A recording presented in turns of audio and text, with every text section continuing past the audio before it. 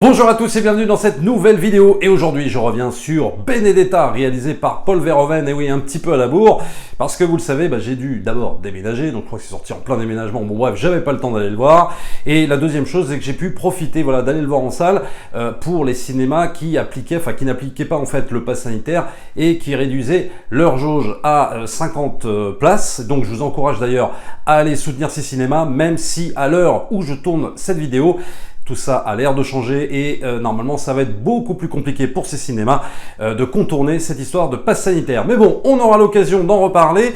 Là pour l'instant c'est Benedetta de Paul Verhoeven. Alors, avant de vous dire un petit peu ce que j'en ai pensé, bon même si très clairement, vous avez pu le voir sur la vignette bien sûr, je ne suis clairement pas emballé, pour moi c'est peut-être même le plus mauvais film de Paul Verhoeven, on va juste recontextualiser par rapport à Paul Verhoeven justement, qu'est-ce que je pense réellement de Paul Verhoeven. J'ai consacré pas mal de vidéos sur ma chaîne, donc j'ai parlé de Showgirl, j'ai parlé de Starship Troopers, j'ai parlé également de Robocop, donc évidemment Paul Verhoeven, moi c'est un cinéaste que j'aime énormément, que j'aime même beaucoup, mais il n'empêche que c'est pas parce que tu aimes un cinéaste énormément que ça ne t'empêche pas évidemment de pointer certains défauts, parfois même certains défauts majeurs, certains tics de mise en scène que j'aime pas trop personnellement chez Paul Verhoeven, et malheureusement dans ce Benedetta on va en avoir pas mal. Je voudrais dire également que j'ai lu quand même pas mal d'âneries par rapport à la sortie de ce Benedetta, mais surtout par rapport au cinéma de Paul Verhoeven.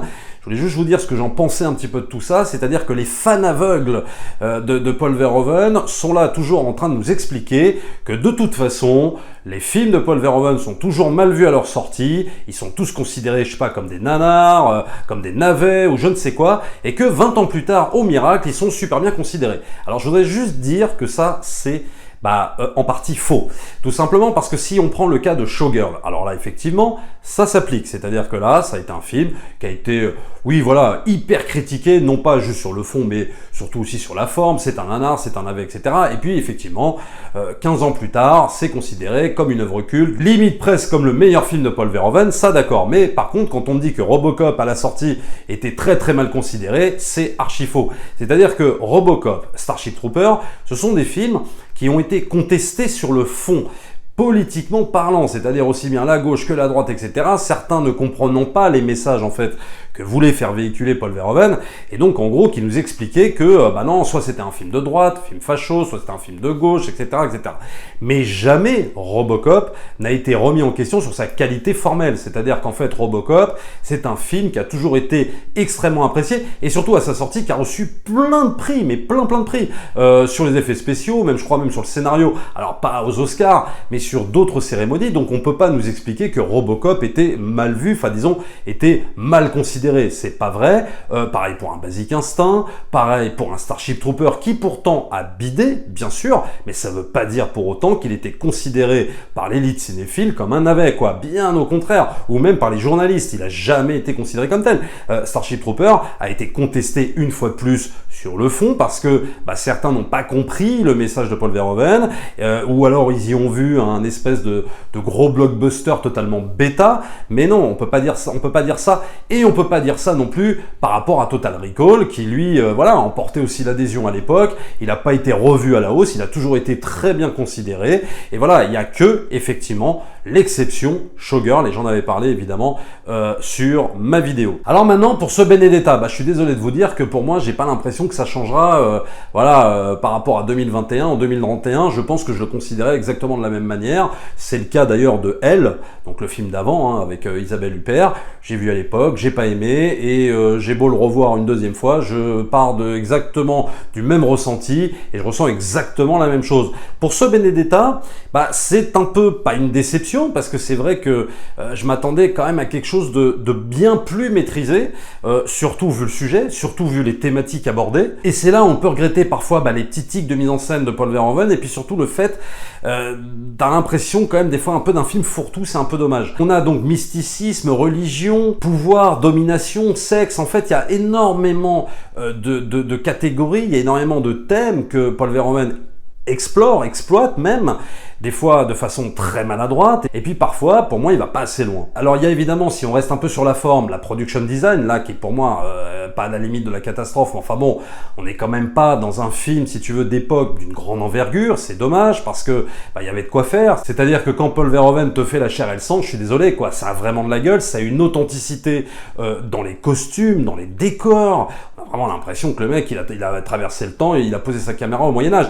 Là, c'est absolument pas le cas. On a vraiment l'impression d'un manque de budget, on a l'impression juste que, bon, il a pris, si tu veux, des sites, effectivement, que ce soit en France ou dans d'autres pays, il a pris des sites, il a posé la caméra, moteur, on tourne, quoi. Il n'y a pas eu, si tu veux, d'effort de la part d'une équipe de décoration, de production design, ou peut-être même d'ajout d'effets spéciaux, pour te rendre ce Moyen-Âge palpable, crédible, par exemple, comme peut le faire parfois un Ridley Scott. Moi, je suis très critique vis-à-vis de Ridley Scott, surtout maintenant, mais quand on voit la bande-annonce de son dernier film, The Last Duel, ou alors quand on voit, par exemple, ce qu'il fait avec Robin des Bois, bon, qui n'est pas forcément un grand film, mais ce que je veux dire, c'est quand sur un point de vue formel, sur un plan formel, c'est extraordinaire ce qu'il fait Ridley Scott quand il fait des films d'époque.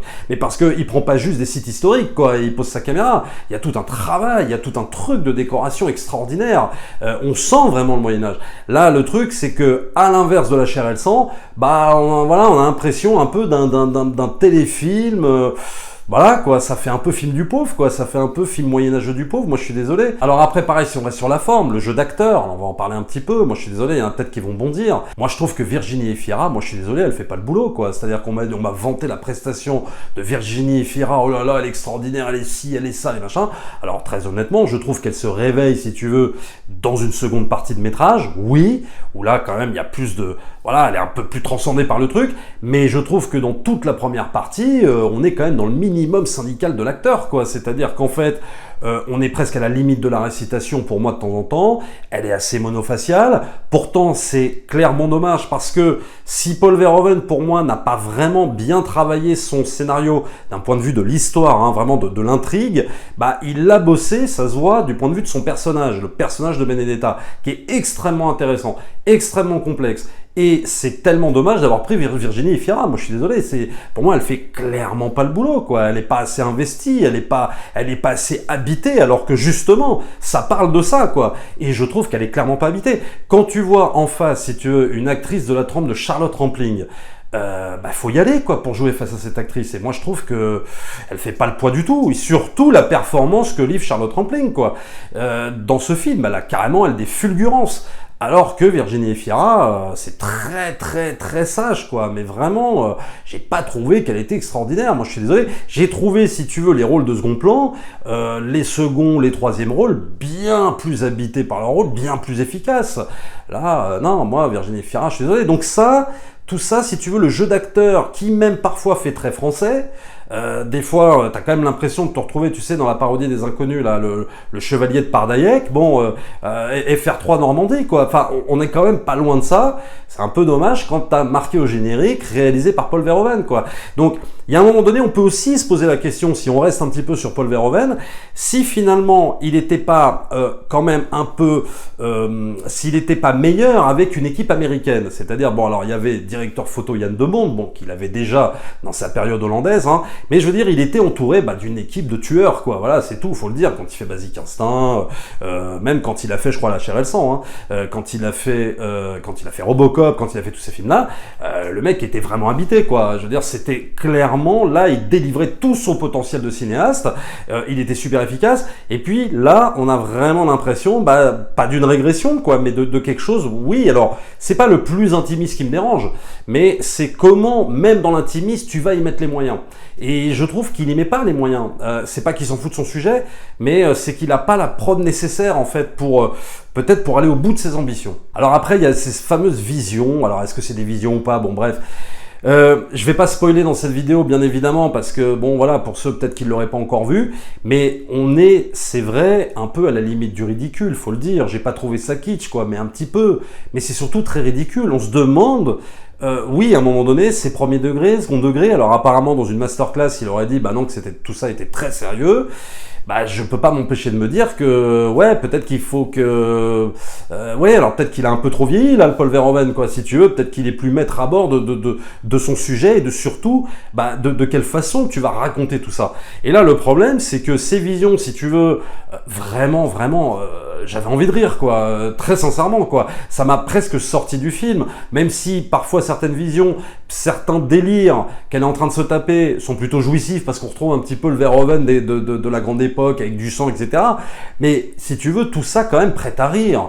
Moi, je suis désolé. Donc, il y a un moment donné, il y en a qui disaient dans des critiques, ah ouais, avec humour, avec grand humour. Moi, je trouve pas que le sujet se prête à de l'humour, justement. Je trouve pas ça très marrant, moi, le sujet. Donc, si c'est involontaire, bon, bah, malheureusement, c'est involontaire, quoi. Enfin, tu vois, voilà, c'est ça qui est vraiment dommage par rapport à ce genre de séquences qui, pour moi, limite presque n'ont rien à faire là. Ou alors, si elles sont là, bah, il aurait mieux valu qu'ils les traitent vraiment de façon hyper premier degré, quoi, hyper sérieuse, parce que là, vraiment, on n'y croit plus, quoi. Après, tout le problème pour moi de Benedetta, c'est que ça manque clairement parfois de subtilité. C'est-à-dire que Paul Verhoeven, pour moi, dans ce film, va être assez subtil sur les relations intimistes qu'elle a avec l'autre nana. Oui, là-dessus, moi, pourquoi pas. Je trouve même ces séquences assez réussies. Après, je trouve que le tout, bah, ça fait un peu référence aussi aux fameuses visions, etc. Que tout ça est un petit peu, ouais, manque beaucoup de subtilité. Mais ça, j'ai envie de te dire qu'aussi, c'est à l'image d'un Paul Verhoeven. Paul Verhoeven, et je le dis ça avec tout l'amour que je porte au cinéaste, bah, des fois il est pas très subtil, quoi, c'est tout. Il y va voilà, avec ses gros sabots, que ce soit dans Total Recall, que ce soit même dans Robocop, que ce soit dans tout ce que tu veux, même Basic Instinct, il y va avec ses gros sabots, il est content, il aime faire comme ça, il est aussi dans cette espèce de provocation permanente, c'est ce qui fait aussi le charme du cinéma de Paul Verhoeven, mais là je trouve que pour le coup, il y a un moment donné, je trouve que c'est le film de trop, quoi, c'est-à-dire que, ouais, c'est le film pour moi vraiment qui manque de subtilité, à côté de séquences plus intimistes qui, à mon sens, voilà, vont être un peu plus fines, quoi. Mais voilà, tout ça manque un peu de...